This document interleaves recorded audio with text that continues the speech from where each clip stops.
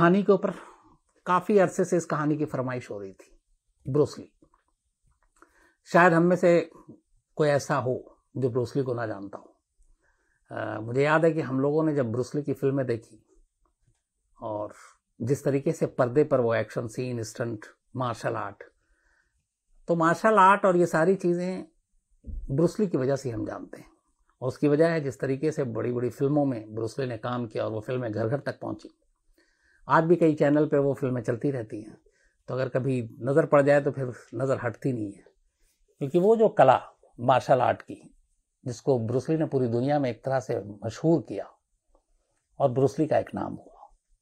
हालांकि Bruce Lee के खाते में सिर्फ 7 फिल्में हैं और इनमें से भी 3 फिल्में शायद उनकी मौत के बाद रिलीज हुई, तो कुल उनके जीते जी 4 ही फिल्में की और मौत के बाद 3। लेकिन इन 7 फिल्मों की वजह से भी ब्रूस ली का जो स्टारडम, जो उनका एक रौब, एक रुतबा था, वो किसी भी बड़े स्टार से कम नहीं था। पूरी दुनिया में उनकी फैन फॉलोइंग, पूरी दुनिया में उनके चाहने वाले। और अफसोसनाक बात यह थी कि सिर्फ 32 साल 32 ईयर्स की एज में ब्रूस ली की मौत हो गई।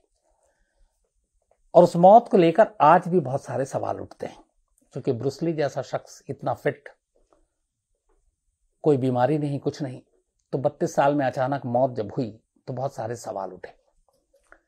ये मौत कैसे हुई, सवाल क्यों उठे, ये मैं आपको बताऊंगा। उससे पहले ब्रूस ली जब का जन्म हुआ, ब्रूस ली की उम्र जब छोटी थी, बच्चे थे, तो कहते हैं कि घर के आसपास हांगकांग में अक्सर कुछ लड़कों के साथ मारपीट हो जाती थी, और जब भी लड़ाई होती तो ब्रूस ली हमेशा पिट कर आते। फिर ब्रूस ली ने अपने आप को बचाने के लिए कुछ ऐसे दोस्त बनाए ताकि दूसरे गैंग का सामना कर सकें, लेकिन वो दोस्त भी ब्रूस ली जैसे, वो भी पिट के आते। तो हमेशा लड़ाई जब भी होती तो ब्रूस ली की हार होती और वो पिटते, उसके दोस्त भी पिटते साथ में। और ये बात कई बार पिट के जब वो घर लहूलुहान पहुंचते तो माँ देखती तो माँ को बुरा भी लगता। फिर कहते हैं माँ ने पहली बार ये तय किया कि इसको थोड़ा मजबूत बनाते हैं, और उन्होंने एक मार्शल आर्ट गुरु के पास भेजा। वहां ब्रूस ली ने पहली बार मार्शल आर्ट की ट्रेनिंग ली, और इस ट्रेनिंग लेने के बाद उनका मन लग गया। ब्रूस ली को लगा ये अच्छी चीज है, और फिर एक शौक, एक पैशन जागा। अब ब्रूस ली धीरे धीरे मार्शल आर्ट सीखने लगा, और इस सीखने का फायदा ये हुआ कि अब तक जिन बच्चों से वो पिटता आया, उसके दोस्त पिटते आए थे, अब वो उनके ऊपर भारी पड़ गया। और ब्रूस ली की इस कला की वजह से बाकी लड़के अब खौफ खाने लगे। अब उल्टा हो गया, अब माँ को ये दर्द नहीं होता था कि ब्रूस ली पिट कर आएगा, बल्कि अब ये हो गया कि हर दिन दरवाजे पर पुलिस आ जाती थी, क्योंकि ब्रूस ली किसी न किसी से लड़ाई होती है, जिससे भी लड़ाई होती वो पिट जाता, वो खून खून हो जाता। तो शिकायतें होती कि आपका बेटा जो है वो मार रहा और सभी को पीट रहा है। कई बार पुलिस पकड़ के ले गई, माँ बाप ने किसी तरह सिफारिश करके कुछ पैसे खिला कर केस इधर उधर किया। फिर कहते हैं कि अमेरिका भेजा ताकि वो डॉक्टर बन सके। लेकिन ब्रूस ली अमेरिका में जाकर एडमिशन तो लिया, पर मन जो था वो मार्शल आर्ट की तरफ था। तो एडमिशन लेने के बाद ब्रूस ली ने अपने इस मन का करने की सोची और मार्शल आर्ट का स्कूल खोलने का सोचा। और वो जो स्कूल खोलने की सोची, उस स्कूल का नाम रखा था जैन फैंग गंग फू, यानी ब्रूस ली का कुंग फू। असल में ब्रूस ली ने कभी जो ओरिजिनल कुंग फू है उसको फॉलो नहीं किया, वो अपने तरीके से उसमें बहुत सारी चीजें बदलाव की और एक अपना स्टाइल डेवलप किया था। तो जन फंग गंग फू करके ये एक स्कूल खोला। कहते हैं कि इस स्कूल को जब खोला गया तो अमेरिका में एक और मार्शल आर्ट का बहुत ही माहिर शख्स था, जिसने ब्रूस ली को ये चैलेंज किया कि तुम अमेरिका में स्कूल नहीं खोल सकते जब तक कि तुम मुझे हरा ना दो। और सिफू वोंग जैकमैन, और बड़ा नाम था। कहते हैं कि ब्रूस ली ने चैलेंज स्वीकार किया और सिर्फ 1.5 मिनट के अंदर जैकमैन गिर पड़ा। 1.5 मिनट से ज्यादा वो ब्रूस ली का सामना नहीं कर पाया। और Sifu Wong Jackman, Sifu kung फू होता है, कहते हैं कि इसके मास्टर को कभी कोई हरा नहीं सकता, और ब्रूस ली ने वहां हराया। तो अब यहां से ब्रूस ली का नाम भी शुरू हुआ, स्कूल भी चलने लगा। फिर इसके बाद ब्रूस ली को ऑफर आया, उनके सारी इस कलाकारी की वजह से फिल्में मिली, फिल्में पूरी दुनिया में हिट हुई। अब ब्रूस ली एक स्टार भी बन गए। उसके बाद एक अमेरिकन लड़की से शादी हुई, 2 बच्चे हुए। ब्रूस ली की जिंदगी ठीक ठाक चल रही थी, लेकिन उसके बाद उनकी जो अचानक मौत हुई उसने पूरी दुनिया को सकते में डाल दिया। इसलिए कि जब यह खबर आई तो किसी ने उम्मीद नहीं की थी कि एक 32 साल की उम्र में ब्रूस ली जैसे शख्स की यूं मौत हो सकती है। 20 जुलाई 1973, 20 जुलाई 1973 की घटना आई है जब ब्रूस ली की मौत हुई थी। उस दिन ब्रूस ली हांगकांग में थे और एक फिल्म थी जो उनकी अगली फिल्म थी, गेम ऑफ डेथ। इसकी शूटिंग की तैयारी चल रही थी और जो पूरा उनके आखिरी दिन का लेखा जोखा है वो ये है कि 20 जुलाई 1973 को दोपहर में एक लंच था फिल्म के प्रोड्यूसर और कुछ लोगों के साथ। 4 बजे के आसपास फिर उनकी मीटिंग थी और रात को एक डिनर था उसी दिन। लेकिन शाम को अचानक उनके सर में तेज दर्द हुआ। तेज दर्द के बाद जो उनकी फिल्म की एक्ट्रेस थी और उनकी दोस्त भी थी, बेट्टी तिंग पेई, उन्होंने ब्रूस ली को एनाल्जेसिक दवा, एक नाम की दवा दी सर दर्द की।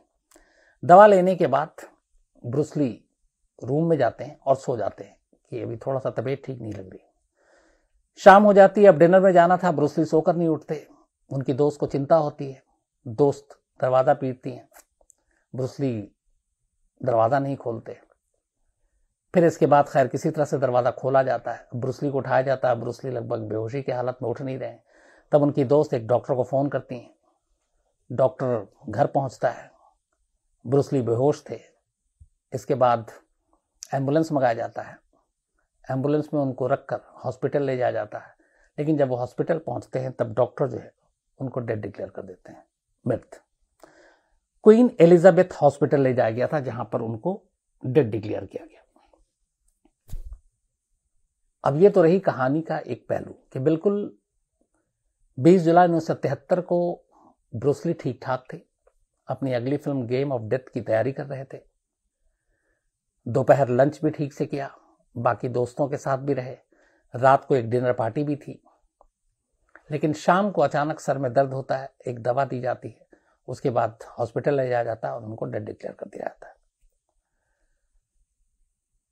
जो पोस्टमार्टम रिपोर्ट आई उस रिपोर्ट में यह थी कि ब्रूस ली की मौत की वजह उनके दिमाग में सूजन थी और उस सूजन की वजह से उनकी मौत हुई।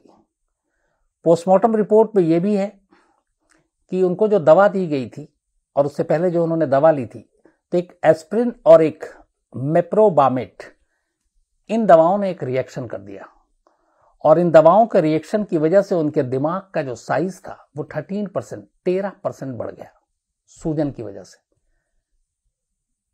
तो इन दवाओं का रिएक्शन और रिएक्शन की वजह से दिमाग में सूजन और उस सूजन की वजह से दिमाग का साइज बढ़ना लगभग 13%, ये सारी चीजें ब्रूस ली की मौत की वजह बनी। अब ये तो रही एक जो पोस्टमार्टम रिपोर्ट ऑफिशियली जिसके बारे में कहते हैं कि यही है।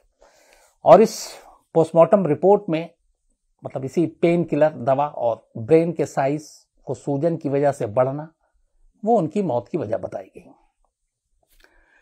बाद में जब जांच हुई और फिर फैमिली उनकी पूरी रिपोर्ट मांगी गई तो पता चला कि वो ये दवाएं पेन किलर अक्सर लिया करते थे और उनके सर में अक्सर दर्द रहा करता था।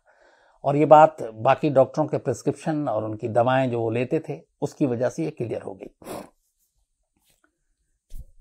फिर पता चला कि ये कहा गया कि उनको असल में एक सेरेब्रल एडमा नाम की बीमारी थी। सेरेब्रल एडमा ये वो बीमारी जिसमें कहते हैं कि इंसान का दिमाग सूज जाता है, सूजन होती है, फिर दवा लेते हैं, उसके बाद सूजन कम हो जाती है और दवा का असर कम होता है तो फिर कभी भी सूजन आ जाती है। तो उनके दिमाग में सूजन थी और उसका इलाज चल रहा था, ये बात कई जगह पर साबित होता है। लेकिन ये तो रही मेडिकल रिपोर्ट और पोस्टमार्टम रिपोर्ट जो ये बताता है कि ब्रूस ली की मौत दरअसल दिमाग में सूजन की वजह से हुई थी और दिमाग का 13% बढ़ना सूजन की वजह से। लेकिन बहुत सारे लोग इस थ्योरी को मानते नहीं। उनका मानना है, और खासतौर पर उनके जो करीबी लोग थे, जब उन्होंने बयान दिया 1973 में 20th इसके जब डेथ हुई थी, कि ब्रूस ली को एक सरदर्द होता था, कई बार हुआ, लेकिन इस तरीके से नहीं था कि उनकी अचानक ऐसे मौत हो जाए 32 साल की उम्र में। अब उस पर थ्योरी क्या क्या आई?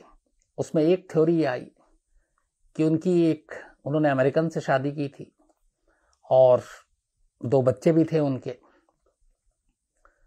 और कहा गया कि उनकी जो वाइफ है उन्होंने उन्हें दवा के नाम पे जहर दिया था और स्लो पॉइजन था, जिसकी वजह से मौत हुई। ये सारी अटकलें और अफवाहों की आपको बात बता रहा हूं। और कहते हैं कि